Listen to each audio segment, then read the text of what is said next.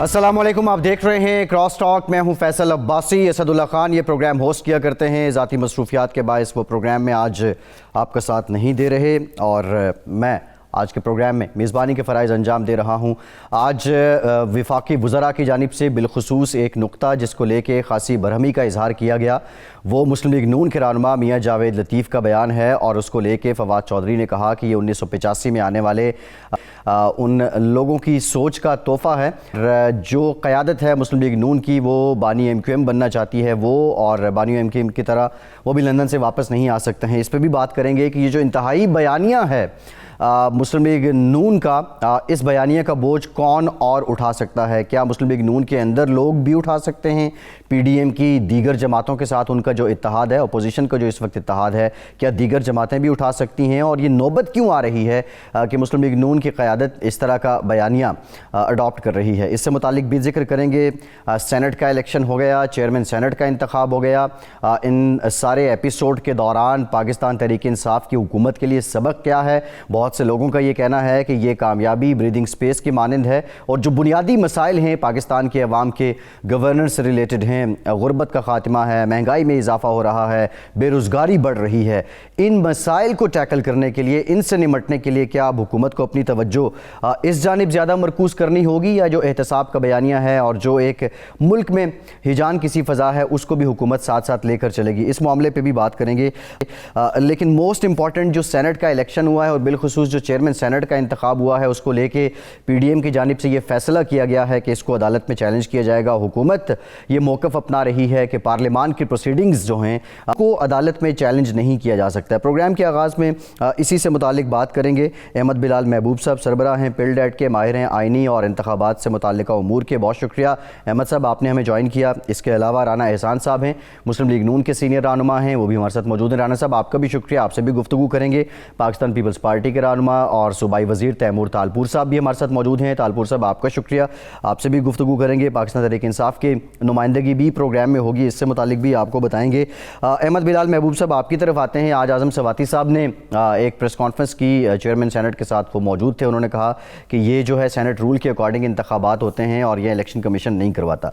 एक इस सारे ये जो सेनेट में हुआ चेयरमैन सेनेट का इंतखाब, इसके बाद बहुत से जो सवाल हैं जो पाकिस्तान के आम आवाम समझना चाहते हैं। सबसे पहले तो ये बता दें कि ये जो इलेक्शन है ये होता तो सेनेट रूल के तहत है। क्या इलेक्शन कमीशन ये तफवीज़ करता है ज़िम्मेदारी सेक्रेटेरिएट को, सेनेट सेक्रेटेरिएट को, या इसका एक अपना कायदा है? एक ये बता दें। और दूसरा, इसके साथ साथ जो बहस चल रही है कि पार्लियामान की प्रोसीडिंग या ये इलेक्शन अमल क्या अदालत में लेके जाया जा सकता है? जी बहुत शुक्रिया आपका। जो पहला सवाल है आपका, उसका तो वाज़ेह जवाब ये है और उसका क्लियर जवाब मौजूद है हमारे सिस्टम में कि इलेक्शन कमीशन का इससे कतई कोई ताल्लुक़ नहीं है। इलेक्शन कमीशन जब सेनेटर्स के इलेक्शन करवा चुकता है तो उसके बाद फिर बाकी काम, चेयरमैन और डिप्टी चेयरमैन का इलेक्शन हो या कौमी असम्बली के अंदर स्पीकर या डिप्टी स्पीकर का इलेक्शन हो, ये फिर इलेक्शन कमीशन का काम नहीं रहता। फिर वो पार्लियामेंट के इन दो ऐवानों का अपना दाखिली मामला होता है और वो अपने रूल्स के मुताबिक फिर उसको चलाते हैं। वो रूल्स के अंदर बड़ा तफसील से लिखा हुआ है कि ये कैसा होगा, अदम एतमाद होगी तो वो कैसे होगी, एतमाद होगा तो वो कैसे होगा, इलेक्शन कैसे होगा। तो इलेक्शन कमीशन का इससे कोई ताल्लुक़ नहीं। ना इलेक्शन कमीशन ने यह मामला तफवीज़ किया है सेक्रेटेरिएट को। ये कवानीन के मुताबिक है ही काम सेक्रेटेरिएट का, वो हमेशा से वही करता आया है। अब जहाँ तक दूसरा आपका सवाल है कि पार्लियामान की, जो आपका सवाल पार्लियामान से मुतल्लिक क्या था? देखिए सवाल ये था कि एक तो जो आर्टिकल 69 है वो तो ये कहता है कि पार्लियामान की प्रोसीडिंग्स को आप कानून बनने से पहले नहीं लेके जा सकते अदालत में। लेकिन ये एक इंतखाबी अमल था, क्या इसको लेके जाया जा सकता है और उसकी माजी में कोई मिसाल मौजूद है? जी बहुत, ये सवाल बहुत अहम है और ये इसलिए भी अहम है कि ये इसके बारे में कोई क्लियर हमें पहले से लेड आउट कोई प्रोसीजर नज़र नहीं आता, क्योंकि पहले इस किस्म की शायद कोई प्रेसिडेंट्स नहीं है कि जिसमें दाखिली इंतखाबात को मामला अदालतों तक ले जाने की नौबत आई हो। तो ये इस बारे में कानून खामोश है। इसके बारे में आम तौर पे तो कायदा यही लिखा गया हुआ है हमारे दस्तूर के अंदर कि ये जो पार्लियामेंट्री प्रोसीडिंग्स हैं इनको अदालतों के अंदर चैलेंज नहीं किया जाएगा। लेकिन अब इस बारे में इख्तलाफ राय है कि क्या ये जो इंतखाब था ये पार्लियामानी प्रोसीडिंग्स में शुमार होगा या उससे को हट के कोई चीज़ थी। और दूसरी बात है चूँकि जहाँ इंतखाबात होते हैं वहाँ अब तक ऐसा नहीं हुआ कि कोई ऐसी नौबत आई हो जो गुज़श्ता इंतखाब में आई है, लेकिन बहरहाल ऐसा मुमकिन तो है कि जहाँ इंतखाबात हो रहे हों वहाँ उसके ऊपर इख्तलाफात पैदा हो सकते हैं, वहाँ प्रिजाइडिंग ऑफिसर की रूलिंग के ऊपर लोग एतराज़ कर सकते हैं। तो फिर कोई ऐसा मेकनिज़म तो होना चाहिए जहाँ ये फाइनली एडजुडिकेट हों और उसके ऊपर अपील की जा सके। तो अभी तक ऐसी नौबत नहीं थी, लेकिन इसी बुनियाद को, इस चीज़ को बुनियाद बना के अब ये PDM जो है ये अपनी अदालत में जाएगी, हाई कोर्ट के अंदर जाएगी और फिर हाई कोर्ट शायद इसका जायज़ा लेगा और मेरा ख्याल में वो जो कोई भी फैसला उसका होगा वो दायरा कार की बहस होगी कि ये दायरा कार अदालत का है। ठीक है अहमद साहब आपसे मजीद भी जानते हैं। ठीक है, ज़रा पीपल्स पार्टी का मौक़िफ़ भी जान लेते हैं तैमूर तालपुर साहब से। तैमूर साहब, आपकी जानिब आने से पहले ये बता दूं डॉक्टर ज़रका तैमूर साहिबा सेनेटर हैं, 9 मंतखब सेनेटर हैं, उन्होंने भी हमें ज्वाइन किया। डॉक्टर साहिबा thank you very much for joining us. आपसे भी गुफ्तगू करेंगे। तैमूर साहब, ये अहमद बिलाल साहब की आपने राय सुनी और जो इस वक्त हुकूमत है वो भी यही कह रही है कि जो आर्टिकल 69 है आइन का वो ये कहता है कि आप पार्लियामान की प्रोसीडिंग्स को नहीं लेकर जा सकते अदालत में। अभी जो आपकी जमात बिलखुसूस और PDM जो गौर कर रही है, जो आपकी जानिब से ऐलान किया गया कि हम अदालत में चैलेंज करेंगे, वो किस बुनियाद पर, आइन के किस आर्टिकल के तहत आप अदालत जाना चाहते हैं, जबकि अहमद साहब ये भी कह रहे हैं कि पहले भी इसकी नज़ीर नहीं मिलती? हमने इससे पहले एक बहुत ही सीनियर लीगल टीम से सारा एक्सपर्टीज इसका डिस्कस किया है और उसमें बड़ा क्लियरली मौक़िफ़ है हमारी लीगल टीम का। जो दिन होता है इलेक्शन डे उसको आप सेशन या प्रोसीडिंग्स में उस तरह से इंक्लूड नहीं कर सकते और उन पे आर्टिकल जो ये बात कर रहे हैं वो नहीं इस पे आता 69। लिहाजा this was a day when there were election process going on. हमारे साथ ज्यादती हुई। हमारे पास ऑलरेडी एक सुप्रीम कोर्ट की फुल बेंच की रूलिंग पड़ी हुई है जो बड़ा क्लियरली कहती है the intent of the voter is clear, then that vote cannot be barred, that vote cannot be cancelled। तो ये बड़ी उन्होंने ज्यादती की है, पर ये हम चैलेंज करेंगे हाई कोर्ट में और ये इंशाल्लाह ताला एक्सेप्ट भी होगा और आप देखेंगे बहुत जल्द यूसुफ गिलानी साहब जिनका ये लीगल मॉरल राइट है वो वापस अपनी सीट पे आके बैठेंगे। इन सेलेक्टेड का वही होगा जो हमेशा होता है, जैसे हमेशा ये यू टर्न लेते रहेंगे, फिर यू टर्न अपने लेते रहेंगे और वैसे भी अवाम ने हमें मुंतखब कर दिया है और हम कोर्ट के थ्रू वापस आके अपनी जगह जरूर लेंगे। जी तैमूर साहब, ये सारा अब आपकी जानिब से जो आपके रिजर्वेशन है वो सामने तो आ रहे हैं, बट ये हमारे इंतखाबी सियासी तारीख रही है कि and results matters a lot. Rana साहब आपकी तरफ भी आऊँगा, लेकिन अहमद बिलाल महबूब साहब से मैं ज़रा ये जानना चाह रहा था। अहमद साहब, जो बाज़ लोगों का ये भी कहना है कि सुप्रीम कोर्ट में जो बुनियादी इंसानी हमदर्दी या इंसानी हुकूक की जो जुरिस्डिक्शन है सुप्रीम कोर्ट की, उसके तहत भी पीपल्स पार्टी या PDM जा सकती है और अपना मुद्दा रख सकती है। आप क्या समझते हैं, ये पॉसिबल है? देखिए, ये चूँकि मामलात पहले इस तरह से हुए नहीं हैं, लिहाजा सुप्रीम कोर्ट से पहले ये मामला हाई कोर्ट में जाएगा। हाई कोर्ट में रिट पिटिशन की जा सकती है। जो अगर किसी के हकूक़ मुतासर हुए हों तो वो हाई कोर्ट में सुनवाई के लिए जा सकता है। अब हाई कोर्ट जो है वो इसका जायज़ा लेगा कि उसका दायरा कार में ये चीज़ आती है नहीं। मेरी ज़ाती राय तो ये है कि चूँकि अगर किसी के साथ ज़्यादती हुई हो और उसके पास कोई दूसरा सुनवाई का फोरम ना हो तो फिर जाहिर है कि उनको कोर्ट के पास ही जाना होता है। तो हाई कोर्ट में ये जा सकते हैं और फिर उसकी अपील फाइनली सुप्रीम कोर्ट में भी हो सकती है। मेरी राय तो ये है, लेकिन बहरहाल मेरी राय से ज़्यादा तो ये राय काउंट करेगी हाई कोर्ट की और सुप्रीम कोर्ट की कि वो क्या समझते हैं। अब ये शायद कल या परसों जब ये फाइल करेंगे रिट तो उसके बाद ही मालूम हो सकेगा। जी ठीक है। अच्छा राना साहब, ये तो अब कानूनी आइनी मामलात हैं, लेकिन आपकी जमात इस सारे मामले में कहाँ खड़ी है? बीच में ये खबर भी आई कि कुछ जो PDM के सेनेटर्स हैं उन्होंने क़यादत की तायीद से नाम के ऊपर स्टैम्प किया और वो वही लोग थे जिनकी वफ़ादारी पे PDM की क़यादत को शक भी था। बहरहाल लेटर ऑन वो वोट मुस्तरद हो गए। जो चेयरमैन सेनेट हैं वो संजरानी साहब मुंतखब हो गए, तो नून लीग की जो सफ़े हैं वो भी क्या कुरेद रही हैं, वो भी इस जानकारी की कोशिश कर रही हैं कि ये कौन लोग थे और इन्होंने क्या दानिस्ता गलती की, या फिर जो क़यादत ने कहा उस पर सर तस्लीम खम कर दिया? बिस्मिल्लाह, बहुत शुक्रिया जी। मैं ये समझता हूँ कि सेनेट कार्रवाई हुई कि जिसमें चेयरमैन सेनेट और डिप्टी चेयरमैन सेनेट का तकर्र जो है वो हुआ या ये मुंतखब हुए। इससे पहले भी आप देखिए यूसुफ रजा गिलानी साहब का जब जीतना हुआ तो वो एक ऐसा मैं समझता हूँ कि मसला नहीं था। इससे पहले संजरानी साहब जब पहली टर्म के अंदर जो है वो मुंतखब हुए थे तो उसके अंदर मुस्लिम लीग नून के जो भी वोटर जो है वो गायब हुए थे और जो वोट इसके बढ़ गए थे, तो मामला तकरीबन सेम जो है वो हम तो ये शुकूक शुबात अपनी सफ़ों में बिल्कुल तलाश करेंगे कि जो लोग अगर उन्होंने दानिस्ता किया है तो क्यों किया है। लेकिन मैं ये समझता हूँ कि इसमें अगर आप देखें तो फिर सेनेट के अंदर जो है वो दो जगह पर एक बैनर जो है पेश किया गया कि आप जो कैंडिडेट है, दो ही कैंडिडेट थे, उनके नाम के ऊपर मोहर लगाई जाए। अच्छा, नाम के ऊपर जब मोहर लगती है और जब उसको फोल्ड किया जाता है तो मैं समझता हूँ कि वो मोहर दूसरी जगह पे उसकी जो है वो अगर पेस्ट होती है तो वो इस तरह का इससे पहले भी जो है वो इस पार्लिमानी सियासत में हो चुका है। और जैसे ये इससे पहले भी बताया गया कि हाईकोर्ट जाया जाएगा और वहाँ इंसाफ मिलेगा, तो वो वजह यही होगी कि जिस नाम के खाने के ऊपर वो ये खुद जो है वो प्रेजाइडिंग अफसर वो जो अपना GDAC जिनका तलक था इनके तादी थे, उनकी तरफ से भी ये मौक़िफ़ था कि आप कैंडिडेट के नाम के ऊपर मोहर लगाएं। अच्छा, नाम पे मोहर लगी और अगर वो बंद करते वक्त दूसरी तरफ थोड़ा सा उसका अक्स अगर आ गया तो मैं नहीं समझता कि वो वोट रिजेक्ट होना चाहिए। और वो सारे वोट ही जो है वो साथ के साथ जो है वो यूसुफ रजा गिलानी साहब के रिजेक्ट हो गए, PDM के रिजेक्ट हो गए। तो ये मैं समझता हूँ कि एक सोची समझी साजिश थी, जिस तरह के कैमरों का भी पकड़े जाना।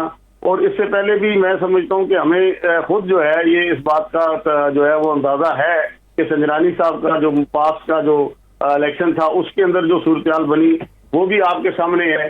तो ये शुकूक शुबात नहीं है, बल्कि ये जब यूसुफ रजा गिलानी साहब मुंतखब हुए तो उसका नतीजा ये हुआ कि जिस वजह से जो है वो परेशानी बढ़ती चली गई इनको, और इन्होंने फौरन एतमाद के वोट के लिए जो है वो जो भोंडा तरीका इख्तियार किया। इन्होंने उस वोट के लेने के बाद जो है बाहर देखिए मरियम औरंगजेब को जो है लात मारी गई, शायद खकान अपना के साथ जो है वो तशद्दुद किया गया, मुसद्दक मलिक को जो है वो चांटा रसीद किया गया। इसी तरह एक जूता जो है आसिल इकबाल को मारा गया।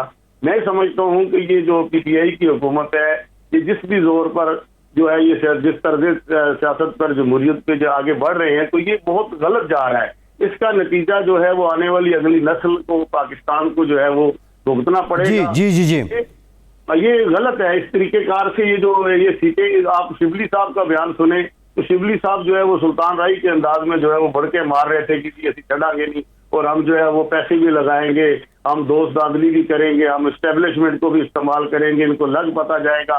और जब इन्होंने इलेक्शन जीता तो इनके वज़रा का जो आप जो है वो तमस्खराना अंदाज देखें कि ये जो है जैसे एक इनकी इंडिया से जो है ना वो अभी जो है वो हमने जहाज गिरा लिया और अभिनंदन को जो गिरफ्तार किया था, तो इतनी खुशी मेरा ख्याल है वो पाकिस्तानियों को उस दिन नहीं हुई जितनी इनको ये जो है ये जीतने के बाद हुई।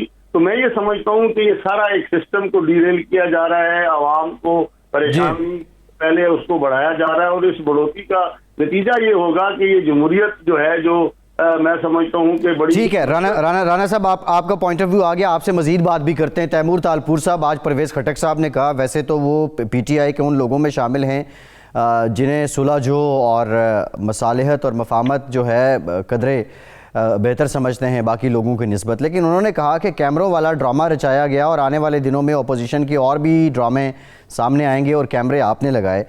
अब कमेटी तो बना दी गई है, उसी दिन जो प्रिजाइडिंग ऑफिसर थे उन्होंने बना दी, अब आपके सामने है, घोड़ा भी आपके पास है, मैदान भी आपके पास है, तो उसमें आपके अपोजिशन की नुमाइंदगी भी है।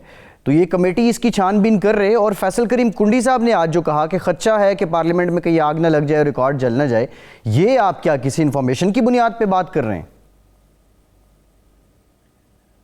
देखें जी, अभी मजेदार बात यह है कि शुरू में तो अवाम बेवकूफ बनी, मैं समझता हूँ मीडिया भी बेवकूफ बना, पढ़े लिखे लोग भी बेवकूफ बने, पर इनके 100 दिन की कारकर्दगी के बाद हम समझना शुरू हो गए कि ये सारा एक ड्रामा रचाया जा रहा है, ये सारी माफिया एक साथ इकट्ठा होकर आई है, इनका मकसद मुल्क लूटना, करप्शन करना, ना अहल हुक्मरानी करना है। उसके बाद से इनकी सारी बातों पर कोई तवज्जो या वजन देता नहीं है। अब आप और मैं भी समझ सकते हैं, और आपके जो 92 के आज व्यूअर्स देख रहे होंगे इस शो को, जब हम कहेंगे कि ये कैमरास ऑपोजिशन ने लगाए तो पता चलता है कि कितनी बेहिस्सी है इनकी सिफ्तों में आजकल। आपको पता है कि असेंबली के स्टाफ ने वाजे करके बताया था कि सुबह 5:30 बजे तक संजरानी साहब बैठे हुए थे, 5:30 बजे के बाद वो निकले, तो 5:30 बजे तक ये सारी चीजें हो रही थी। आम आवाम को पता है, मीडिया को पता है कि जो कंट्रोल होता है सेनेट की बिल्डिंग का, नेशनल असेंबली वगैरह का, वो किसके कंट्रोल में होता है। वहां पर अपोजिशन जो है कुछ भी नहीं कर सकती, हुकूमत की मर्जी के अलावा कुछ नहीं हो सकता। और खदशा किसको था? कौन अपने वोटर्स से कुरान उठवा रहे थे, कौन कस्में वादे ले रहे थे अपने, क्या पीपल्स पार्टी या पीडीएम को ले रहा था, या फिर हुकूमती सेनेटर्स की जो है हवा निकली हुई थी वहां पर। तो ये बातें इनकी बनती नहीं है। कुछ इनमें एक दो लोग बेचारे थे जो थोड़ा बहुत सही बोलना जिनको आता था, वो भी बौखलाहट का शिकार हो गए, क्योंकि खान साहब की जो कैटेगरी है उसमें शरीफ आदमी नहीं रह सकता इनके साथ। ये कहते हैं जब तक आप गालियां नहीं दोगे, गालम गलोच नहीं करोगे, बदतमीजी नहीं करोगे, तो उनकी जगह नहीं। आपने देखा होगा काफी सीनियर लोग ऐसे थे, हमारे एक पीपल्स पार्टी के भी भाई थे जो हमें छोड़ के उन्होंने ज्वाइन किया था पीटीआई को, और फिर वो इनके मौने खसूसी थे इंफॉर्मेशन के, वो भी इनको छोड़ के चले गए। उन्होंने भी कहा मेरे बस की बात नहीं है इनके लेवल तक आना, इनके लेवल तक गिरना। ठीक है तैमूर साहब आपकी तरफ आएंगे। डॉक्टर जरका साहिबा से करते हैं। डॉक्टर साहिबा, पहले तो आपको बहुत मुबारक हो, सेनेटर आप मुंतखब हुई हैं, एक जेन्युइन पॉलिटिकल वर्कर हैं आप। और इसके साथ साथ ये भी बता दें, गुफ्तगू इससे पहले ये सारी हो रही थी कि जो पीडीएम की जानिब से ये फ़ैसला किया गया है कि ये अब अदालत में जाएंगे, इस प्रोसेस को चैलेंज करेंगे, जो चेयरमैन सेनेट का इंतखाब हुआ है। खैर ये तो अब अदालत एक्सेप्ट करती है या नहीं ये तो बाद में होगा, लेकिन अब आप लोग एक विक्ट्री स्टैंड पे हैं। एंड रिज़ल्ट ये है कि विक्ट्री स्टैंड पे हैं, और जो जिम्मेदारियाँ आपकी बनती थीं उसमें गवर्नेंस का मैटर है, उसमें गुर्बत है, महंगाई है, क्या उनको फोकस करेंगे या वो जो पहले वाला बयानिया प्रायोरिटी बेसिस पे अकाउंटेबिलिटी चलेगी? बिस्मिल्लाहिर्रहमानिर्रहीम। बहुत शुक्रिया जी आपका, बड़ी मेहरबानी। और मेरा ख्याल है मेरा चेहरा तो शायद जैसा भी है, लेकिन मुझे देख के वर्कर्स को हर जगह खुशी होती है कि कोई वर्कर भी कुछ कर सकता है। तो एक वर्कर की जीत पीटीआई इस बात की अलामत है कि आम आदमी, मेरे जैसा एक नॉन पॉलिटिकल बैकग्राउंड की इंसान, अगर मैंने अपनी आवाज़ उठाई और वो आवाज़ मुझे सेनेट तक ले आई है, और तो ये इस बात की दलील है कि पीटीआई वो जमात है जिसमें हम जैसे अदना लोग भी कहीं पहुंच सकते हैं, एक आवाज़ उठा के, एक खातून और एक पाकिस्तान के सिटीजन होने की नाते से। जहां रही पीटीआई की बात, तो जहां 70 साल से जो यहाँ पे चल रहा है, मैं रोज मीडिया को भी देखती हूँ कि क्या होता है हमारे मीडिया पे, एक नूरा कुश्ती होती है। हमें सबको पता है क्या होना है। आपको एक नया इशू चाहिए जिसपे दोनों साइडों की फोटोएं आएंगी, दोनों साइडों के लीडर अपनी वाह कराते हैं। लेकिन मुझे बताएं, पाकिस्तान के असली इश्यूज को कौन उठाता है? पाकिस्तान के असली इश्यूज को कौन उठाएगा? आप मुझे बताएं। पाकिस्तान इस वक्त एक पॉपुलेशन एक्सप्लोजन कि एक पॉपुलेशन एक्सप्लोजन है। It is the biggest bomb which is going to affect this country. उसके ऊपर आप कितने टॉक शोज करते हैं? पीडीएम पीटीआई, सेनेट में क्या हुआ, क्यों नहीं हुआ, कौन हाई कोर्ट में जा रहा है? हाई कोर्ट में आपको भी पता है और मुझे भी पता है कि क्या रिजल्ट निकलना है। मैंने खुद हाई कोर्ट में केसेस किए थे जब पिछली दफा पीएमएल नून के 11 कैंडिडेट पंजाब से इन्होंने इंडिपेंडेंट डिक्लेयर करके उनको इलेक्शन लड़वा दिया, और वो फिर पीएमएल नून के कैंडिडेट्स हैं जिन्होंने अपने कागजात नून पे दाखिल कराए थे।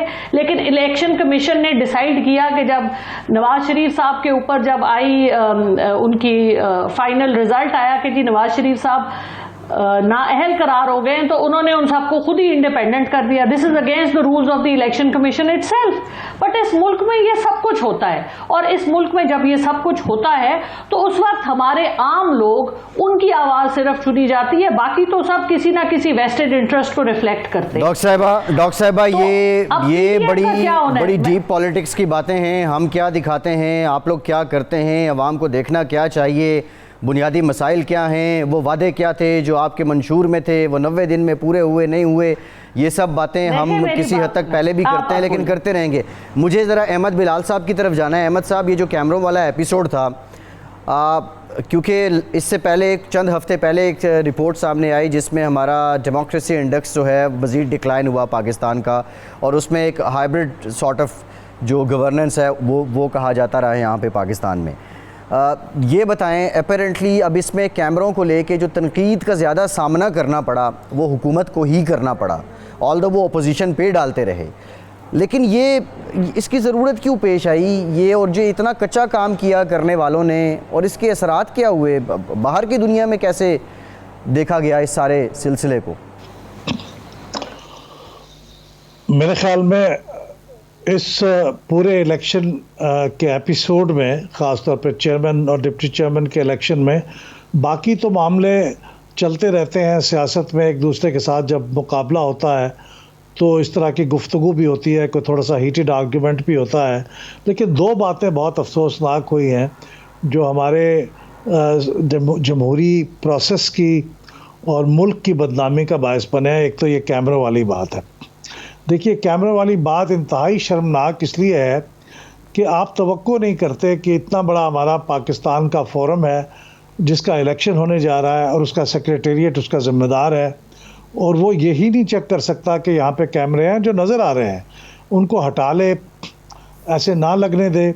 फिर दूसरा काम ये हुआ कि प्रिजाइडिंग ऑफिसर साहब जो उस वक्त इंचार्ज थे सारी चीज़ के, मेरे ख़्याल में उनको भी एक नज़र पोलिंग बूथ को जाके देख लेना चाहिए था, क्योंकि ज़िम्मेदारी उनकी थी, और अगर उनको कोई काबिल एतराज़ चीज़ नज़र आती तो उसको हटाने का वो हुक्म दे सकते थे। अनफॉर्चुनेटली वो नहीं हुआ।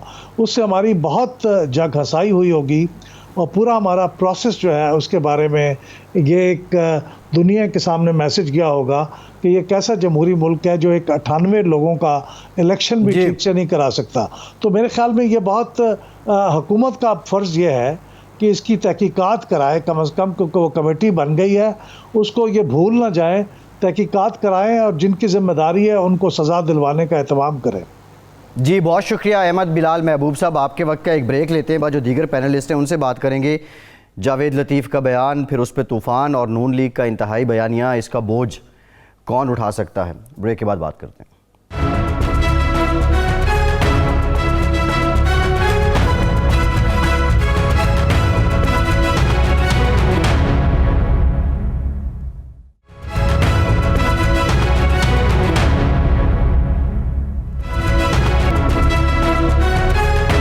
ब्रेक के बाद एक बार फिर से आपको खुशामदीद कहेंगे। राना मोहम्मद एहसान साहब, ये बताइए, जावेद लतीफ़ साहब ने जो कहा, क्या ये पूरी जमात का बयानिया है और क्या आप भी इसको बाय करते हैं?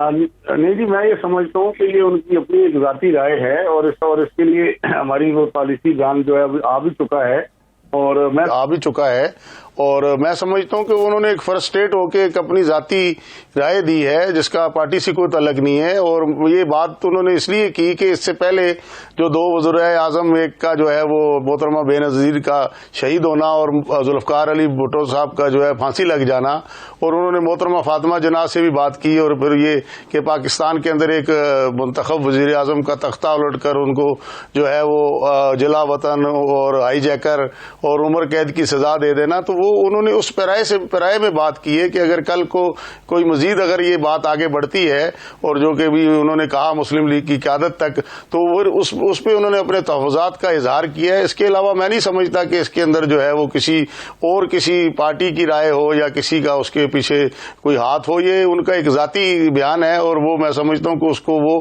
खुद भी एक्सप्लेन कर सकते हैं। तैमूर तालपुर साहब, बहुत कठिन मरहला था, पाकिस्तान खप्पे का नारा आसिफ जरदारी साहब ने लगाया।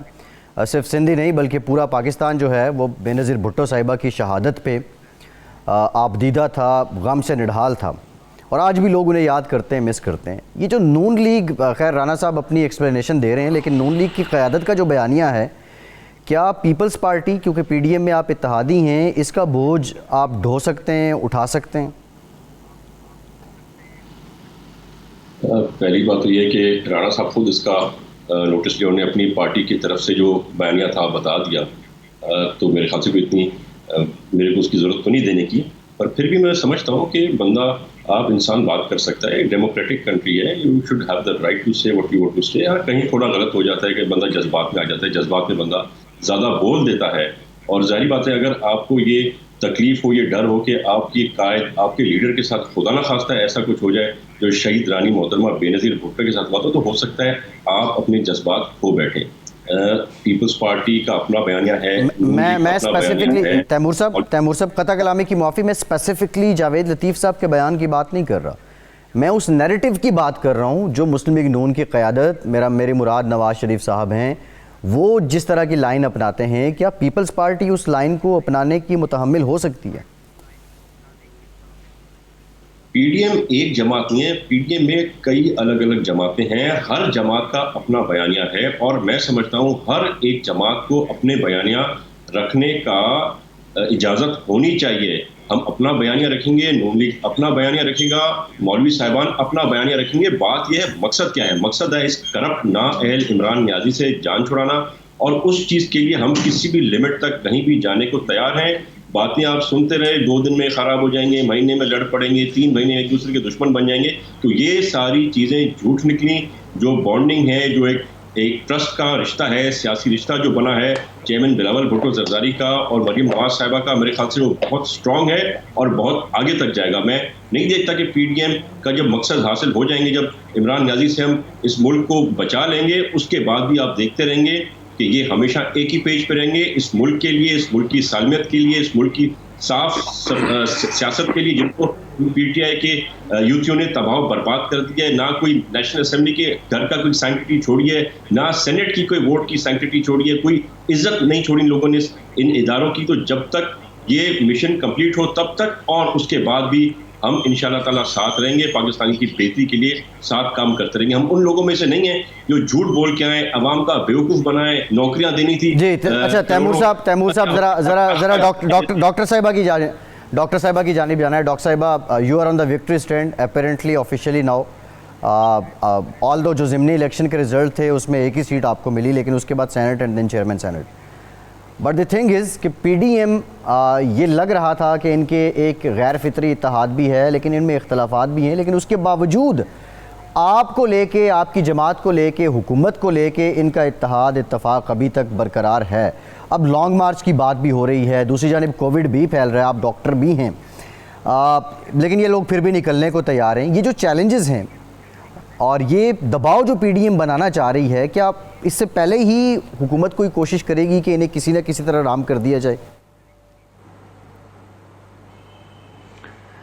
देखिए जी फैसल साहब, अगर आप थोड़ा सा स्टडी करें, और मेरा ख्याल है सब समझदार लोगों को पता है कि असल में सेनेट में क्या हुआ।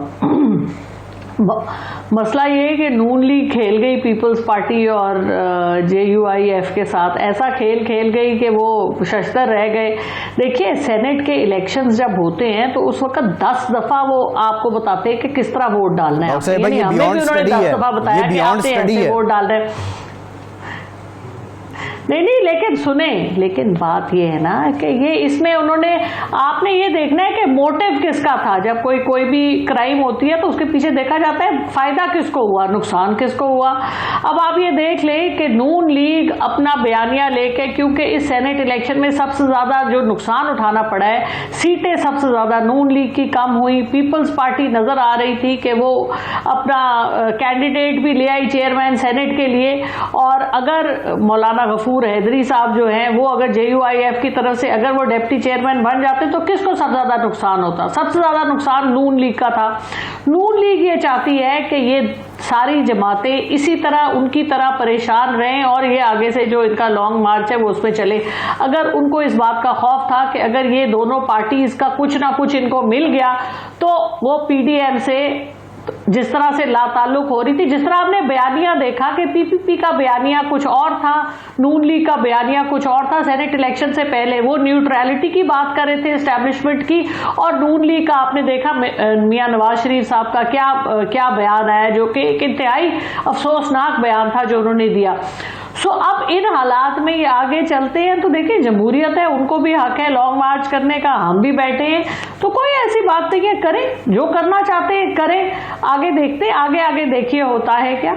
जी ठीक है डॉक्टर साहब, ब्रेक के बाद जरा इसी नुक्ते करेंगे आगे। आगे देखिए होता है क्या लॉन्ग मार्च को लेके अभी जो चल रहा है और फिर कोरोना भी फैल रहा है, क्या इन हालात में लॉन्ग मार्च होगा? मौलाना इस्तीफ़ों से कुछ मशरूत भी कर रहे हैं, पीडीएम का फैसला क्या होगा? लेकिन क्या हुकूमत रिलैक्स है या ये बोझ, ये जो प्रेशर आने वाला है अगर लॉन्ग मार्च होता है तो उसको बर्दाश्त कर सकेगी? ब्रेक के बाद बात करते हैं।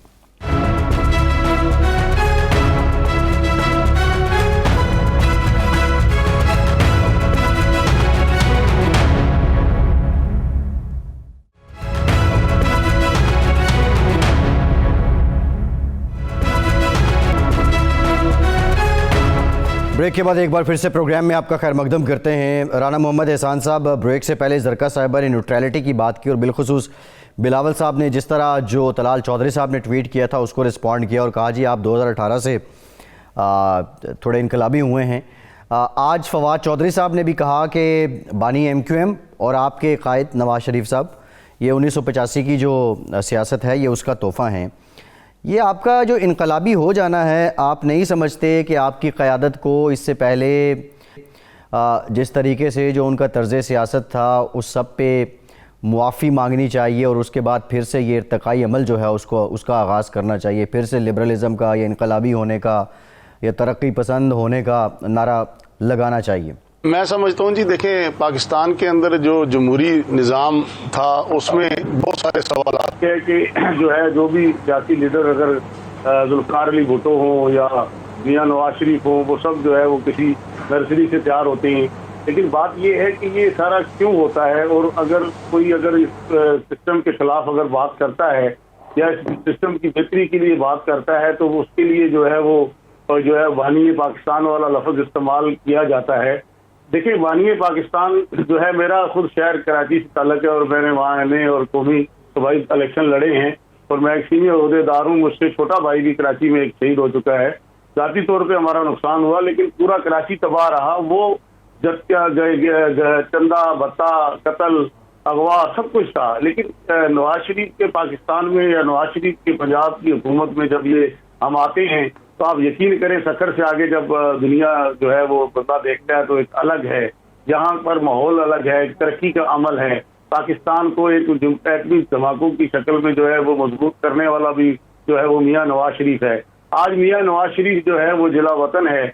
आज मियां नवाज शरीफ ये पहली दफा नहीं है, इससे पहले भी मियां साहब जो है ये इनका ये कहना जी ये अब हो गए 2018 के बाद नहीं, ये पहले वो हाईजैकर हो चुके हैं, उम्र कैद इनको हो चुकी है, इन पे एलिगेशन लगे और राना साहब वीडियो रिस्पेक्ट, आपने भुट्टो साहब का जिक्र किया, आपने नवाज शरीफ साहब का जिक्र किया।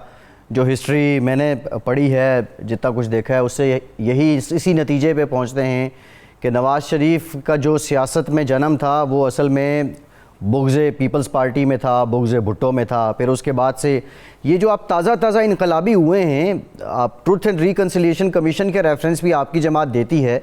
मेरा बुनियादी सवाल ये है कि या आप उस वक्त गलत थे या अब अगर आप अभी सही हैं तो उस वक्त गलत थे, उस वक्त सही थे तो अभी गलत थे। अगर उस वक्त गलत थे तो उस पर मुआफ़ी मांग ली जाए और एक नई जिदोजहद का आगाज़ किया जाए।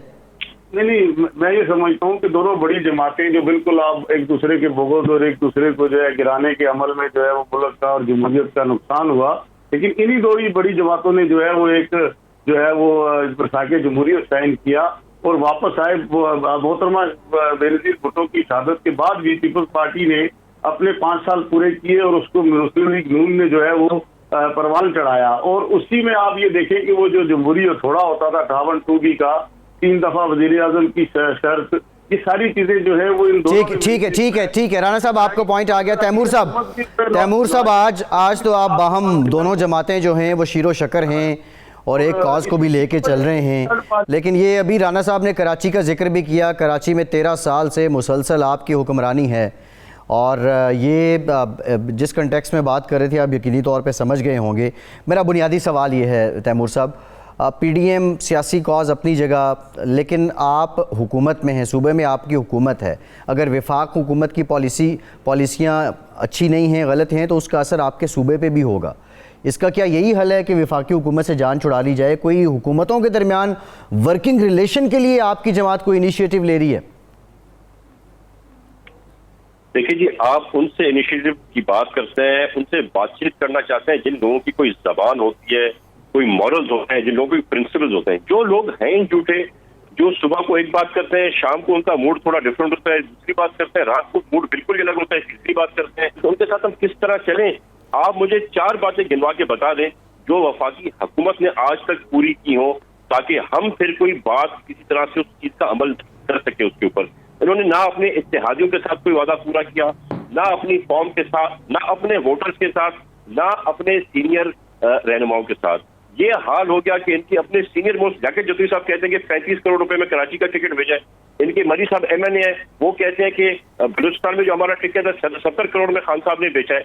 तो जब इनकी ये हालात, ये करतूत हो, और उसके साथ इकोनॉमिक इंडिकेटर्स क्या कह रहे हो कि 117 से 124 मोस्ट करप्ट नेशन पे ले गए खान साहब इस मुल्क को।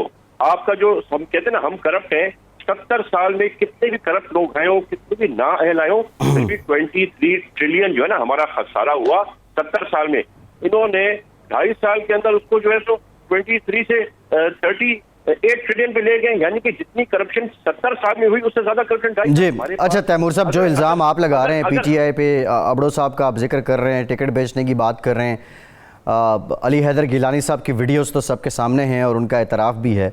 ओवरऑल ये इलेक्शन देखा जाए तो इस पे जो सारी सियासी जमातें, क्या पाकिस्तान के अवाम को भी ये इदराक हो गया है कि ये कैसे होता है ईवान बाला में पहुंचने का सारा सिलसिला।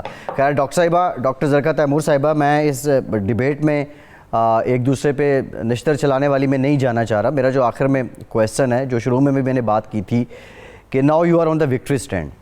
अब अवाम के जज्बात, ये बात बिल्कुल इस बात का इदराक होना चाहिए कि हुकूमत को लेके, आपकी जमात को लेके उस तरह नहीं है शायद जिस तरह 2 साल पहले थे, और उसमें जो बुनियादी मसाइल हैं वो भी आपको पता हैं। अब तरजीह इस वक्त आपकी क़यादत की क्या है? क्या ये अवाम के जज्बात को अपनी तरफ ऑप्टिमम करना है, या वो जो पहले से जो एहतसाब की वजह से जो मामलात चल रहे थे उसको पाया तकमील तक पहुँचाना है, करप्ट लोगों को सज़ा दिलवानी है? इन दोनों में से फर्स्ट प्रायोरिटी क्या है? बहुत शुक्रिया फैसल। मेरा ख्याल है फर्स्ट प्रायोरिटी तो इस वक्त रिफॉर्म्स है। वी रियली वांट कि पाकिस्तान के जुडिशियल सिस्टम, पाकिस्तान के इलेक्टोरल सिस्टम, पाकिस्तान की इकोनॉमिक इश्यूज और पाकिस्तान की सबसे ज़्यादा जो एग्जीक्यूटिव के जो इश्यूज हैं जिसकी वजह से काम चलता नहीं है इस मुल्क में, ऑर्डर तो कर दिए जाते हैं, इम्प्लीमेंट नहीं होते। और जिस तरह से ये वो जो कैमरों का किस्सा है वो भी एक कहानी है कि चोर मचाए शोर, यानी लगाएं भी खुद, और सबसे सुबह जिस वक्त हमारी ओथ टेकिंग से पहले ही वो आके उन्होंने सीधा आके उन्होंने कैमरे पकड़े। अरे भाई, उस वक्त तो इलेक्शन प्रोसेस तो 3 बजे के बाद होना था, सुबह 9 बजे किधर गए वो? कमरे में आए और सुना है आपकी सरकार, मुस्तफा नवाज, बड़ी ये तो आपकी सरकार की अहलियत में भी सवाल उठता है। आप मुझे बात कर रहे, मुस्तफा नवाज खोखर को उन्होंने सुबह 6 बजे उठाया और साथ मुसद्दिक मलिक उन्होंने 2 प्रोग्राम का वक्त खत्म हो गया। सेनेटर डॉक्टर ज़रका तैमूर साहिबा, राना एहसान साहब, तैमूर तालपुर साहब, आप सबका शुक्रिया। आज के प्रोग्राम से इतना ही।